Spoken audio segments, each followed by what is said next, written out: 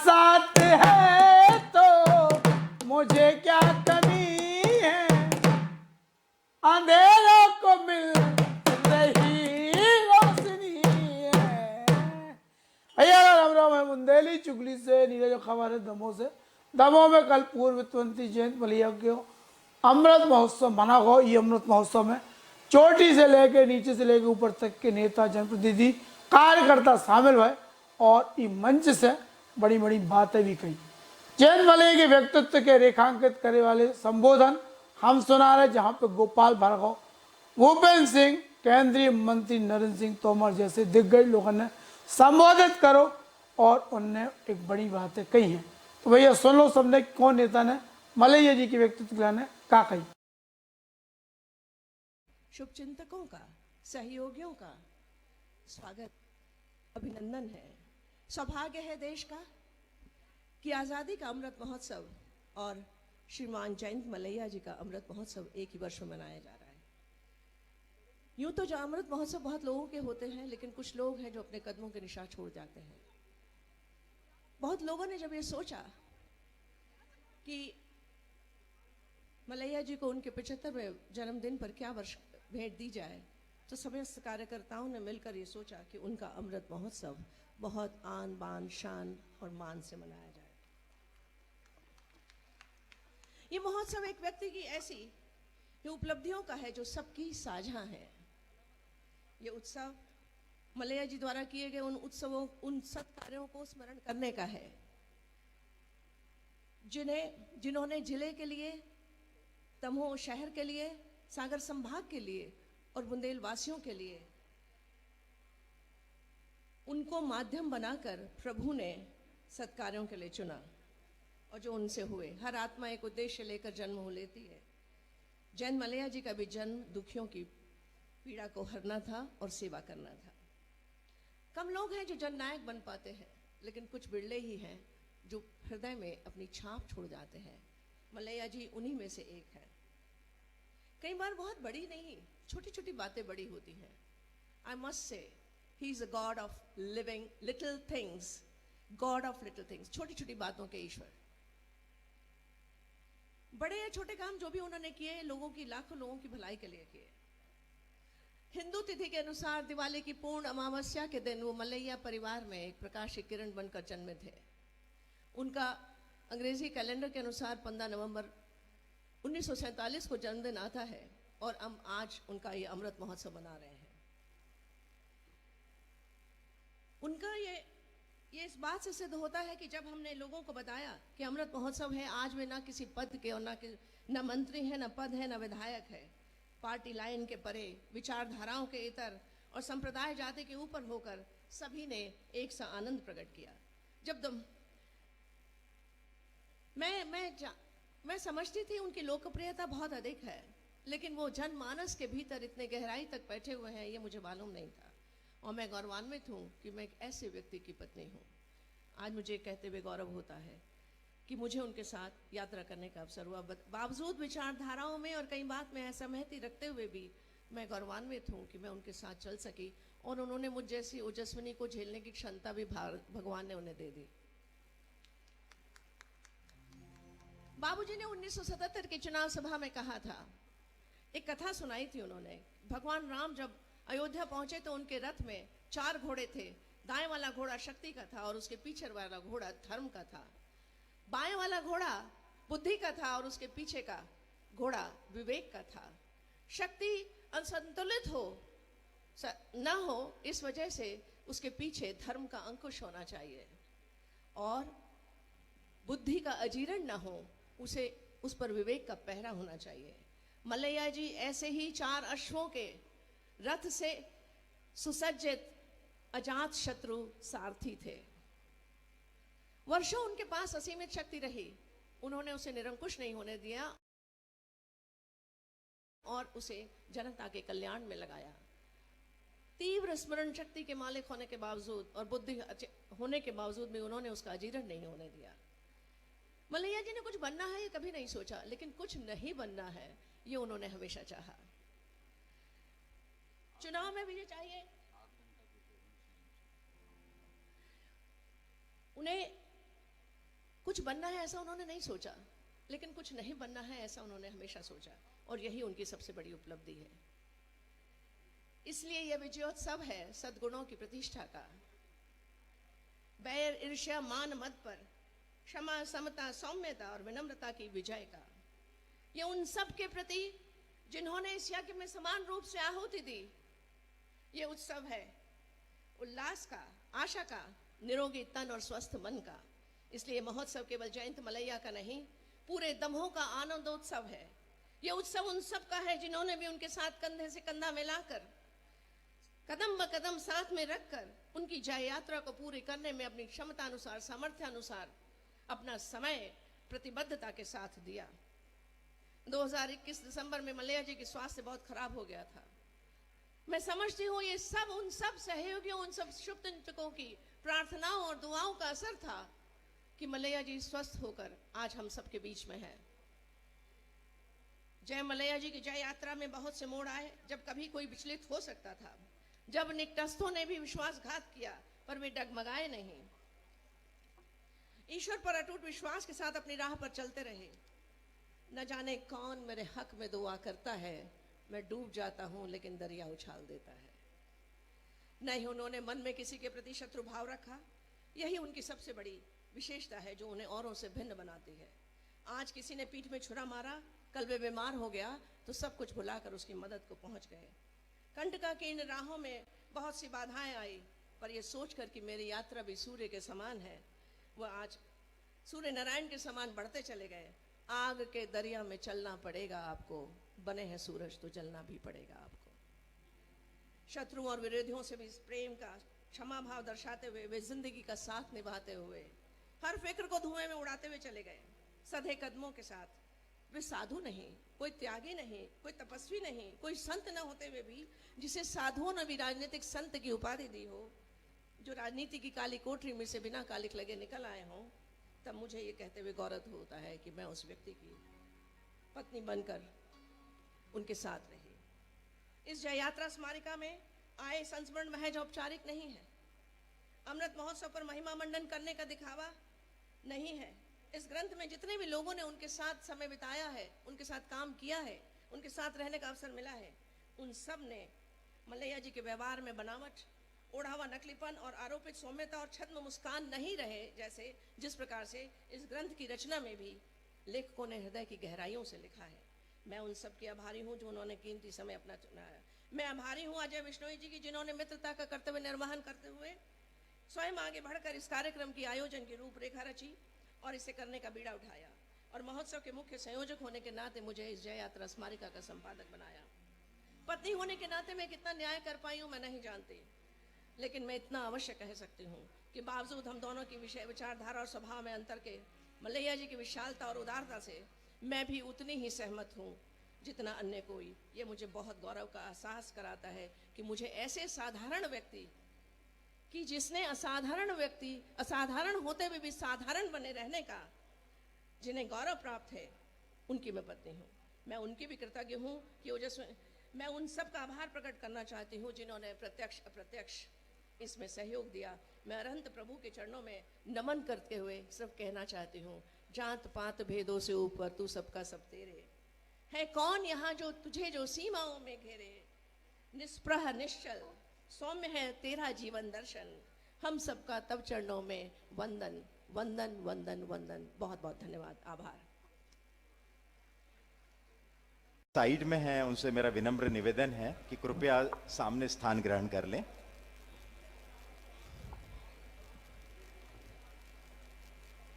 अमृत महोत्सव के आज के इस कार्यक्रम के अवसर पर सभी सम्मानी जन, सभी अतिथिगण, कार्यक्रम के आयोजक आदरणीय अजय बिश्नोई जी, आदरणीय जयंत भैया के इस अमृत महोत्सव के अवसर पर मैं अपनी ओर से बहुत शुभकामना देता हूं, बहुत बधाई देता हूं और ईश्वर से कामना करता हूं कि उनका इसी तरह हम सबको आशीर्वाद, मार्गदर्शन हमेशा प्राप्त होता रहे।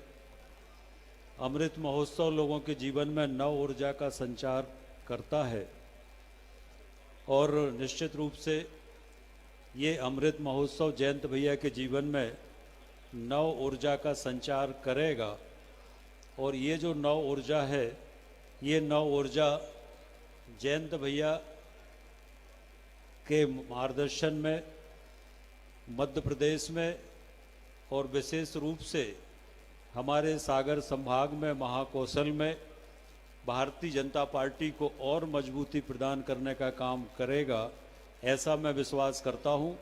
और उनके मार्गदर्शन में हम सब मिलकर पार्टी को मजबूत करने का काम करेंगे। इन्हीं शुभकामनाओं के साथ बहुत धन्यवाद। हमारे बीच बहुत ही लोकप्रिय नेता माननीय श्री गोपाल भार्गव जी, लोक निर्माण मंत्री मध्य प्रदेश शासन भी मौजूद हैं। मैं कहूँगा कि सर, आप माननीय जयंत मलैया जी से बहुत सालों से जुड़े हुए हैं, आप इस अवसर पर अपना उद्बोधन देने की कोशिश करें। माननीय श्री गोपाल भार्गव जी। माननीय मुख्यमंत्री जी हमारे बीच शीघ्र ही पधारने वाले हैं। आप सभी लोगों से मेरा विनम्र अनुरोध है कि कृपया अपना अपना स्थान ग्रहण कर लें।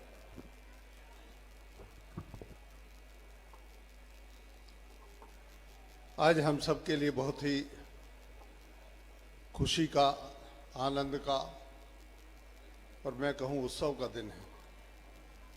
हम सभी लोग जयंत भैया की 75वीं वर्षगांठ जो है अमृत महोत्सव के रूप में मना रहे हैं। जयंत भैया से मेरा संपर्क और संबंध लगभग 5 दशक पूर्व, लगभग 50 वर्ष पूर्व मेरा जयंत भैया से संबंध और संपर्क रहा।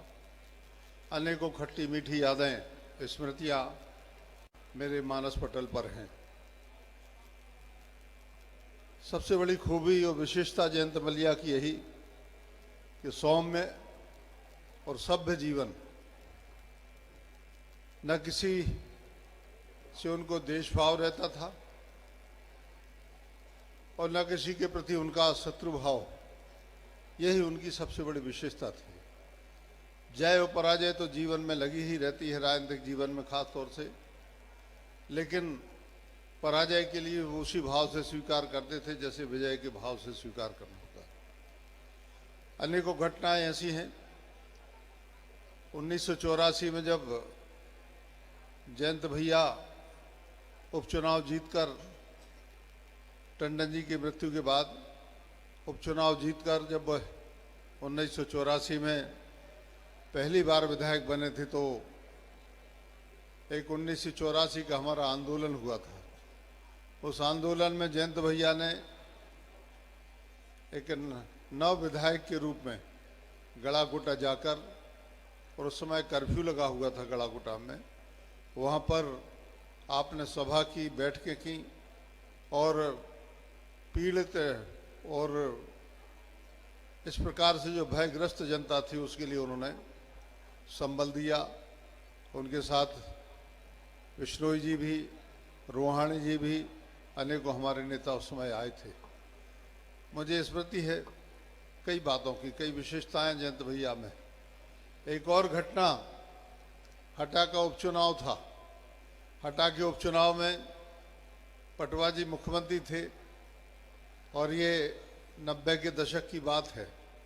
तो हटा के उपचुनाव में हम लोग भारतीय जनता पार्टी की तरफ से गंगाराम जी पटेल का प्रचार कर रहे थे। दूसरी पार्टी से श्री राजा पटेरिया जी खड़े हुए थे, कांग्रेस पार्टी से। बीच में हम लोगों को खबर मिली कि पोलिंग पर कब्जा हो गया है, जो हटा में बजरिया बोर्ड का स्कूल कहलाता था, कब्जा हो गया उस पर। तो हम लोग भागते भागते पोलिंग बूथ तक पहुंचे तो देखा कि वहां पर कांग्रेस के कुछ नेताओं ने, कार्यकर्ताओं ने वोट डाल दिए थे। तो हम लोगों ने प्रतिरोध किया। प्रतिरोध के दौरान संघर्ष हो गया और स्थिति वहां पर संघर्षपूर्ण हो गई। सैकड़ों की संख्या में लोग हम लोगों को मारने के लिए, या हम तो बताए उस समय ये लग रहा था कि हत्या करने के लिए सैकड़ों की संख्या में लोग मेरी, मलैया जी की और भी हमारे जो साथी थे उनके साथ कुछ भी घटना घटित करने के लिए उद्यत थे। बहुत ही आक्रोशित थे ऐसे लोग। ऐसे लोगों ने जब हम लोगों पर आक्रमण शुरू किया तो हम लोग डॉक्टर विजय सिंह जो बाद में विधायक बने, तो डॉक्टर विजय सिंह जी के घर में हम लोग हटा में उनकी डिस्पेंसरी में चले गए। लेकिन वहाँ भी डिस्पेंसरी के लिए लोगों ने तोड़फोड़ कर दी, दरवाजे फाड़ दिए।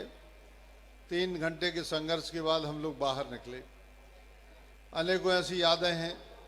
उस समय ऐसा लग रहा था कि आज निश्चित रूप से कोई बड़ी घटना घटित होने वाली है। तो दर्जनों स्मृतियां जयंत भाई के साथ में मेरी भी रही, आपकी भी रही होंगी। आज के दिन इतना ही कह सकता हूं कि जयंत भाई शतायु हों, ईश्वर उन्हें हमेशा स्वस्थ रखें, और जिस प्रकार की राजनीति सौम्यता की, सभ्यता की, और उन्होंने प्रगति की राजनीति की अपने इस बुंदेलखंड के लिए, प्रदेश के लिए विभिन्न विभागों में रहकर प्रगति के मार्ग पर जिन्होंने अपने पद को सुशोभित करते हुए जिन्होंने प्रगति के मार्ग पर बुंदेलखंड के लिए और मध्य प्रदेश के लिए अग्रसर किया, यह अवसर ईश्वर उन्हें बार बार दे, यही ईश्वर से ही प्रार्थना है। और जयंत भैया हमेशा इसी तरह मस्त रहें, और भाभी जी इसी प्रकार से उनको सहयोग करती रहें।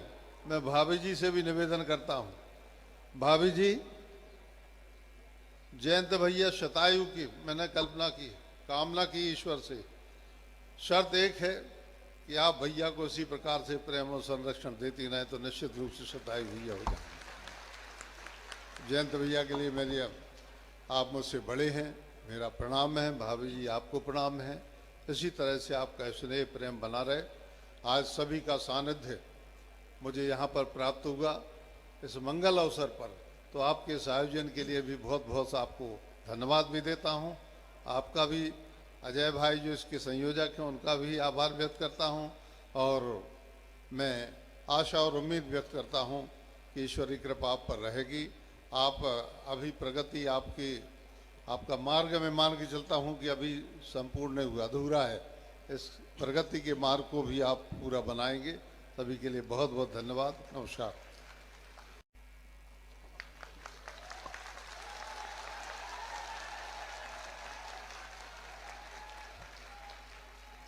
सबसे पहले तो आई के बाद ताई।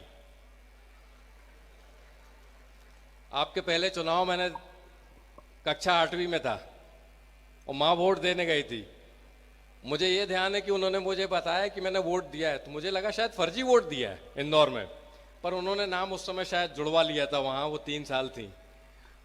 और श्रद्धेय स्वर्गीय प्रकाश चंद्र सेठी जी, मध्य प्रदेश के मुख्यमंत्री, वो चुनाव लड़े थे और ताई पहली बार वहाँ से जीत के आई थी और 30 साल लगातार सांसद रही। इंदौर की उन्होंने शोभा बढ़ाई, भारतीय मध्य प्रदेश का गौरव बढ़ाया, और उनको बहुत नज़दीक से देखने का मौका मिला है। मैं कुछ और बात आगे बढ़ाऊं उसके पहले मैं अपने स्वभावगत दोष के लिए क्षमा मांगता हूं। मेरे घर में ऐसे लोग हैं जिनके साथ मैं मंच पर कभी नहीं रहा। मैं कभी, मुख्यमंत्री बड़ी चीज हैं, और उनके आभा मंडल में उनके साथ रहने में किसको अच्छा नहीं लगता। उनकी गाड़ी के पीछे गाड़ी भगाने में किसको अच्छा नहीं लगता। मुझे भी अच्छा लगता है कि कहीं उनसे दूर से कोई बात सुनने मिल जाए, पर जब देखते हैं कि ये संवेदनशीलता इतनी भी रहे कि पीछे वाले को भी देखने मिले, पीछे वालों को भी उस आभा मंडल की थोड़ी आभा, उसकी छटा का रूप मिल जाए। और इसलिए मेरे साथी, अगर चूंकि मेरे साथी हैं इसलिए उनसे क्षमा भी मैं यहीं से मांग रहा हूं। मैं नाराज होना नहीं चाहता था, बहुत छोटी छोटी सी हमने कोशिश की थी कि इस आयोजन में कर पाए। आदरणीय मुन्ना भैया मेरे सामने हैं, उनसे परिचय पहले हुआ इसलिए मुख्यमंत्री जी का उद्बोधन बाद में करूंगा। वो जिलाध्यक्ष थे, जैसा अभी आप देखते हैं वो बहुत हैंडसम थे, घुंघराले बाल थे, काले पूरे, और हमने उस रूप में उनको देखा है। हम लोग बहुत कम उम्र के थे, हमारे अध्यक्ष थे, और उन्होंने एक रैली की जून में, गर्मियों में 1993 में, राष्ट्रपति शासन था, और इतनी गर्मी में उन्होंने बुलाया। हम लोग ट्रेन भर के गए, टॉयलेट के पास बैठने मिला, और वहाँ पहुँचे। श्रद्धेय उमा जी राष्ट्रीय अध्यक्ष थी, अब शायद मैं ये कह सकता हूं उन्हें बहुत डांट भी पड़ी कि इतने कम लोग क्यों आए। और नरेंद्र भैया अपसेट भी थे कि कोशिश तो बहुत की। और आप सोचिए जून की मई की गर्मी में पूरे प्रदेश से लोग वहां पहुंचे। 1992 के बाद, सरकार गिरने के बाद वहां पहुंचे और वो रैली हुई थी। और जिस पार्क में वो अस्पताल के बाहर वो पार्क था, उस रैली में हम लोग 4, 5, 6 किलोमीटर दूर से चलते हुए गए थे। मेरा ऐसा मानना है बहुत सफल रैली थी, पर मुन्ना भैया को डांट पड़ी थी। उनका हमेशा स्नेह मिला है। आदरणीय शिवराज भैया जी, हाँ मुन्ना भैया, मैं माफ कीजिए, आदरणीय नरेंद्र सिंह तोमर जी कैबिनेट मंत्री भारत शासन में, उनके क्षेत्र के लोग उन्हें मुन्ना भैया के नाम से जानते हैं। उनका परिचय पूरा इसलिए भी देना चाहता हूं कि राजनीति के सोपान कैसे चढ़ते हैं। वो 2 बार पार्षद भी रहे हैं, कॉलेज के अध्यक्ष भी रहे हैं, युवा मोर्चा के महामंत्री बने, उसके बाद अध्यक्ष बने और पहला चुनाव अपना विधानसभा का 93 में हारे भी। उसके बाद संघर्ष करके 1998 में पहली बार विधानसभा में चुनाव जीत के आए, 2 बार प्रदेश अध्यक्ष बने और फिर बाकी तो सारा सबको पता ही है। आदरणीय शिवराज जी के बारे में इतना विस्तार से नहीं कहने की जरूरत है, चूंकि वो जग जाहिर है। लोग कहते हैं कोई यूं ही कोई शिवराज नहीं बन जाता। एक फोटोग्राफ देखा, उसके अंदर बाल्यकाल से जो उनके फोटोग्राफ हैं किसी ने संकलित करके उन्हें दिए, बहुत दुबले पतले से, और उनकी पूरी यात्रा उसके अंदर बताई, कैसे वो विद्यार्थी परिषद में आए, युवा मोर्चा में कैसे काम किया। युवा मोर्चा में जब वो महामंत्री थे तब आदरणीय अजय बिश्नोई जी अध्यक्ष थे, उसके बाद वो अध्यक्ष बने। और जितने युवा यहां पर हैं उनको ये बताना चाहता हूं, जब उस समय संचार का माध्यम नहीं था, बस में घूमते थे आदरणीय शिवराज जी, और राजेंद्र सिंह जी उनको बस स्टैंड से लेने जाते थे। और 6 महीने से ज्यादा समय के अंदर अविभाजित मध्य प्रदेश और छत्तीसगढ़ के अंदर उन्होंने घूम घूम कर एक रैली तैयार की, एक जनसभा तैयार की। और अकल्पनीय, आज के समय हम सोच भी नहीं सकते कि जहां लैंडलाइन था, सूचना के साधन कम थे, जाने के साधन कम थे, तब आप लोगों ने वो युवा मोर्चा में वो काम किया। और 1989 में और उसके बाद के जनरल असेंबली के चुनाव में हमारी सरकार आई और सुंदरलाल पटवा जी सरकार में मुख्यमंत्री उन्होंने नेतृत्व किया। मैं आप सभी का अभिवादन करना चाहता हूं। वरिष्ठतम विधायक आदरणीय गोपाल चाचा, जब कभी मुसीबत होती है तो पहुंच जाते हैं उनके पास और उनका आशीष मुझे मिलता रहता है।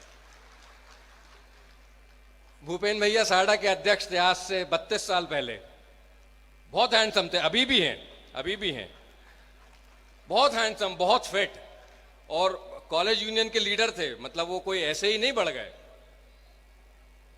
किसी के आशीर्वाद से ऐसे ही नहीं हो गया, उन्होंने संघर्ष करके आ गए और कॉलेज के यूनियन से थे, बहुत हैंडसम थे, बहुत स्मार्ट थे। सारडा के अध्यक्ष थे, मुझे ध्यान है। आदरणीय गोटिया जी, उनका बहुत बार उद्बोधन मुझे मिला है, हम सबको प्रशिक्षण वर्ग में। मित्र पूर्व युवा मोर्चा के अध्यक्ष, मैं सभी का नाम लेने आऊंगा तो बहुत समय लगेगा। आदरणीय बाबा जी, बुंदेलखंड के सीनियर मोस्ट विधायक आदरणीय मोगे जी, प्रदीप लारिया जी, सारे विधायकगण, धर्मेंद्र जी, पीएल तंतुआ जी, और जितने पूर्ववर्त कार्यकर्ता साथी हैं, सभी को नमन करता हूं। इस आयोजन का प्रयोजन मेरे नहीं, बीडी शर्मा जी का मैंने नाम नहीं लिया, मैं क्षमा चाहता हूं, मैं कैसे भूल सकता हूं। मेरे अध्यक्ष, भारतीय जनता पार्टी के अध्यक्ष, अच्छा युवा अध्यक्ष हैं, ये भी कहना चाहिए, उनकी उम्र ज्यादा नहीं है, लोगों को लगता है बीडी शर्मा ही बोलते हैं, विष्णु दत्त शर्मा। विद्यार्थी परिषद में 25 साल से ज्यादा, 27 साल से ज्यादा काम उन्होंने किया, संगठन के अनेक दायित्वों पर रहे, सांसद बने खजुराहो से, उसके बाद प्रदेश अध्यक्ष बने। उनके प्रदेश अध्यक्ष बनने के बाद उपचुनाव में 28 में से 19 सीट जीत कर आए और सफल कार्यकाल आपका चल रहा है, नए नए सोपान लेके आ रहे हैं पार्टी के अंदर, मैं उनका भी अभिवादन करता हूं। इस आयोजन का प्रयोजन मेरी दृष्टि से अगर कोई देखे तो जयंत कुमार मलैया स्वर्गीय बाबूजी विजय कुमार मलैया जी के पुत्र संपन्न घराने से आते हैं। वहां से उनकी यात्रा, जयंत मलैया से शुरू उनकी यात्रा जयंत भैया बनने तक कैसे होती है, उसका मैं आपको कहना चाहता हूं। वो यात्रा एक अकेले की नहीं है, वो यात्रा एक अकेले की नहीं है, हजारों लोग उसमें साथ में लगे हैं। और इसलिए कुछ नाम मैं उद्धृत करना चाहता हूं। निम्मा काका, सबसे वरिष्ठ कार्यकर्ता जनसंघी, पहले जनाब इकरार उस्ताद जी, भारतीय जनता पार्टी के आज के समय आयरनी लग सकता है, पहले अध्यक्ष 1980 में, उन्होंने पिताजी को काम सिखाया, वो आगे लेके आए, उनको अध्यक्ष बनाया। 1982 से अध्यक्ष बन के 88 तक अध्यक्ष रहे। बाबा जी आप भी उनमें हैं, आप जनसंघ के समय से पार्टी का आपने नेतृत्व किया है। पर मैं उन लोगों के नाम उद्धृत करना चाहता हूं जो आज हमारे बीच में नहीं है। यह यात्रा जय यात्रा, जयंत यात्रा नहीं है, ये जय यात्रा है उन सारे साथी कार्यकर्ताओं की जो पीछे रह गए, जिनको आज हम श्रद्धा निवेदन व्यक्त करते हैं। चाहे वो तुलाराम कक्का हो, दुर्गा प्रसाद जी यादव हो, अजुद्दी बाबा हो, तमाम ऐसे साथी जो हमारे बीच में आज नहीं हैं। आनंद श्रीवास्तव जी, कृष्णा चाची हैं आज, और वो लोग जो आज बीच में हैं। अगर उमा नेमा जी यहां होंगे तो मैं देखूंगा वो लड़खड़ाते हुए चलते हुए आएंगे, लेकिन कोई पार्टी की बैठक हो और वो उनको आना होगा तो वो आएंगे। आपको भी प्रणाम। उमा गुप्ता जी, कितने ऐसे सारे साथी हैं जो आज हैं, बिहारी लाल गौतम जी, इन सभी को। ये यात्रा जयंत मलैया जी की अकेले की यात्रा नहीं है, ये सब की यात्रा है। हम सब ने मिलकर इसको जिया है, आप लोगों ने साथ में संघर्ष किया है। तुला कक्के की तो दूसरी पीढ़ी भी साथ में आ गई। एक पुराना चित्र देखा तो उसमें सत्येंद्र बीच में दूसरों को किसी को छुपा रहा है और सत्येंद्र बीच में है। 30 साल पुराना चित्र है। तुला कक्का ने भी पार्टी का काम किया, सत्येंद्र ने भी किया, और सत्येंद्र हमसे 1 साल छोटे हैं, उस समय 16 साल के रहे होंगे सत्येंद्र। हम विकास का काम कर पाए, संघर्षों के साथ कर पाए, इसलिए कि हम सब साथ में कर पाए, और इसलिए उसका मूल मंत्र ही एक है, संगठन गढ़े चलो। कुछ लोग गढ़ते गए, किसी ने सिखाया, किसी ने साथ दिया, किसी ने हाथ पकड़ा, और इसलिए ये जय यात्रा है। वो शख्सियत, वो व्यक्तित्व ऐसे ही नहीं बना। क्यों ऐसा होता है कि 2018 में चुनाव हारने के बाद, ये समझने के बाद कि वो चुनाव कभी लड़ना नहीं है, मंत्री कभी बनना नहीं है, पावर में कभी आना नहीं है, उसके बाद ऐसा क्यों होता है कि जब दुकानों के उद्घाटन होते हैं तो 80% दुकानों के उद्घाटन दमोह के अंदर श्री जयंत मलैया जी करते हैं। इसलिए आज उन सबका पुनः स्मरण करना चाहता हूं और उनको अपनी श्रद्धा निवेदन व्यक्त करना चाहता हूं। आप लोगों ने हस्ताक्षर किए हैं, आदरणीय शिवराज जी, ताई, मुन्ना भैया, बीडी भाई साहब, आप सब लोगों ने हस्ताक्षर किए हैं उस यात्रा पर। आप यहां आए, आपने इसको गौरवमयी बनाया, आपने इसको वजन दिया। आप सबका बहुत बहुत आभार, और सभी को यहां पर आने के लिए धन्यवाद। बहुत सारे लोग जो बाहर से देख रहे हैं और अंदर नहीं आना चाहते हैं, वो वहीं से देखते रहें। कोशिश करेंगे कि शिवराज जी अगर वहां से जा पाएंगे तो आप सब लोग से भी अभिवादन स्वीकार करते हुए जा पाएंगे। आप सबका बहुत बहुत धन्यवाद। अभिनंदन करेंगे, स्वागत करेंगे, वंदन करेंगे। आदरणीय भूपेंद्र जी हमारे बीच में हैं।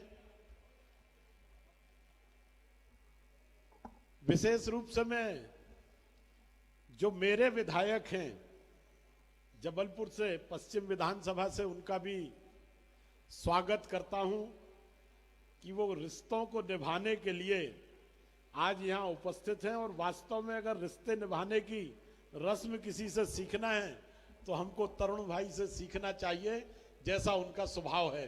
मैं उनका बहुत बहुत स्वागत करता हूं।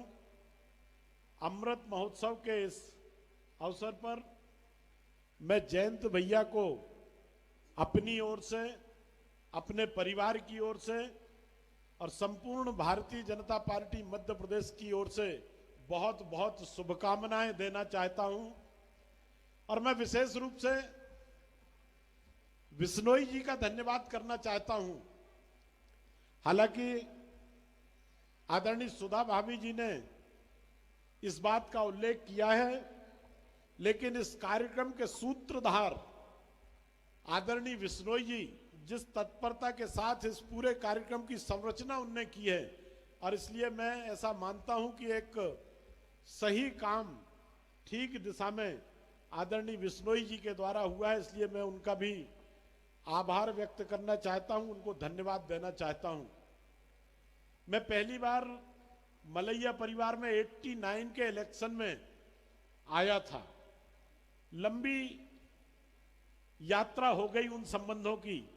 हम श्रद्धेय उमा जी के चुनाव के लिए मैं और जयश्री बनर्जी साहब टीकमगढ़ जा रहे थे और रात हो चली थी, तो जयंत भैया के घर पे उस समय बाबूजी थे, उनने हम लोगों को दोपहर का भोजन कराया और पहले तो कहा, असिस्ट किया कि आप जाइए मत, आगे रास्ता भी खराब है और समय भी खराब है, ये 89 के दौर की बात है।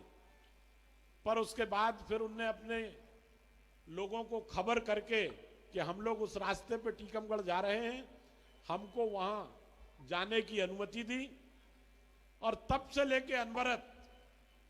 पर मैं एक बात कहना चाहूंगा, हो सकता है कि मेरी बात में किसी को अतिशयोक्ति लगे, पर जो महाकौशल प्रांत है, यहां प्रथम पंक्ति में जितने लोग बैठे हैं उनका भी मैं ध्यान आकर्षित करूंगा कि महाकौशल प्रांत में जो भारतीय जनता पार्टी का कार्यकर्ता है, अगर उसने जनसंघ के समय से लेके आज तक मलैया परिवार के साथ या विशेष रूप से जयंत भैया के साथ अगर अपने जीवन की राजनीतिक यात्रा नहीं की है, तो उस कार्यकर्ता को अपने बारे में जरूर विचार करना चाहिए, जरूर सोचना चाहिए कि एक ऐसा परिवार जो जनसंघ के समय से लेके आज तक दूसरी और तीसरी पीढ़ी में पार्टी की सेवा कर रहा है, उसका अपना एक इस महाकौशल प्रांत को देखने का नजरिया है। और जैसा अभी मेरे पहले प्रहलाद जी यहां कह के गए कि उनके जीवन में राजयोग रहा, वो हम जब देखते हैं तो हमको राजयोग दिखता है, पर जब मैं उनके जीवन को देखता हूं तो जिस सहज भाव के साथ, जिस सहज योग के साथ जयंत भैया जनता के साथ और कार्यकर्ताओं के साथ मिलते हैं, उसका जवाब पूरे मध्य प्रदेश की राजनीति में कोई राजनीतिक राजनेता जवाब नहीं दे सकता। वो उनसे मैं स्वयं उनसे 18-20 साल छोटा हूं, पर जब भी हम मिले हैं तो उनने विनोद भैया के सिवा कभी बात नहीं की, और उनका ये जो सहजता का गुण है वो उनको समाज में स्थापित करता है। और मैं तो धन्य मानूंगा विशेष रूप से दमोह के लोगों को कि जिनको एक ऐसा जनप्रतिनिधि लंबे समय तक मिला। दमोह के सूरत और सीरत को बदलने का काम जयंत भैया ने किया। आज के इस अवसर पर जब देश अपने अमृत महोत्सव को मना रहा है, तब जयंत भैया भी ये वो पीढ़ी है जो आजादी के बाद जन्मी और जिसने इस देश की आधारशिला रखने में, स्वतंत्र भारत की आधारशिला रखने में, मजबूत आधारशिला रखने में अपने आप को खपाने का काम किया। जब कभी बुलंदियों पर इस देश का इतिहास लिखा जाएगा तो मैं ये दावे से कह सकता हूं कि उस नींव में कहीं ना कहीं जयंत मलैया नाम का पत्थर भी मिलेगा। वो मजबूत नींव का आधार जयंत मलैया जैसे लोग बनेंगे। एक बार पुनः इस मंच के माध्यम से मैं उन्हें अपनी शुभकामनाएं प्रेषित करता हूं और मैं प्रार्थना करता हूं। मैं तो आगे बढ़ के एक कदम कहूंगा, सबने कहा कि वो शतायु हो, मैं तो ये कहूंगा कि जब मैं शतायु हूं तब जयंत भैया मुझे आशीर्वाद देने के लिए बने रहें, ये मैं उनसे आग्रह करता हूं। बहुत बहुत धन्यवाद। बहुत बहुत धन्यवाद आदरणीय गोटिया जी। का, परिजनों का, शुभचिंतकों का, सहयोगियों का। तो भैया जयाते भारतीय जनता पार्टी के मंत्री और नेता जिनने जयंत मलैया की तारीफ की पुल बांधे, अब सच्चाई कितनी है उनके मन में कितना है और बाहर कितना है भगवान जाने, लेकिन अच्छी कही। जयराम जी की सुनो सुनो, अगर तुम बेरोजगार हो, धंधों पानी कछु नहीं कर रहे तो खुशखबरी है, समृद्धि डिस्पोजल कंपनी लेके आई है ऐसी फ्रेंचाइजी की तुम्हारे गांव शहर कस्बा में तुम्हें खुद की फैक्ट्री लगा के दे और 5-10 लाख रुपया नहीं 1 लाख खर्च करो और डिस्पोजल बनावे की मशीन लगाओ, गारंटी वारंटी मेंटेनेंस मैकेनिक सब सुविधा 1 साल तक फ्री। और दोना पत्तल कैसे बनाने की कच्चो माल कैसे आए और कहाँ बेचने मार्केटिंग को फंडा भी सका पूरी फैक्ट्री खड़ी करके देंगे बिजौर वाले हनी गुप्ता समृद्धि डिस्पोजल फैक्ट्री। तो आज ही संपर्क करो, फ्रेंचाइजी ले और खुद को रोजगार खड़ा करो और खोल लो दोना पत्तल बनावे की ऐसी फैक्ट्री जो से रोज 1000, 2000, 15,000, 20,000 जितना बनाओ उतना कमाओ। सुनो सुनो